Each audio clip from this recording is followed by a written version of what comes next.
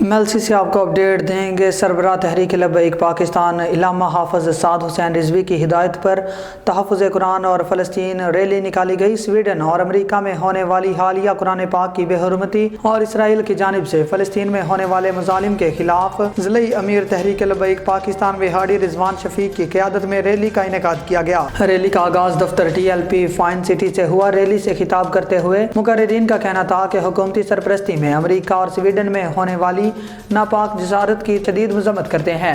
تحریک لبیک پاکستان کے پاس اختیار نہیں۔ جس دن اقتدار اور اختیار حاصل ہوا، انشاءاللہ اسلام اور مسلمان دشمن قوتوں کو منہ توڑ جواب دیا جائے گا۔ جہاد فی سبیل اللہ کی برکت سے اسلام اور مسلمانوں پر ڈھائے جانے والے ظلم کا حساب لیا جائے گا۔ توہین قرآن صرف مولوی کا نہیں، امت مسلمہ کا مسئلہ ہے۔ مسلم حکمران ہوش کے ناخن لیں۔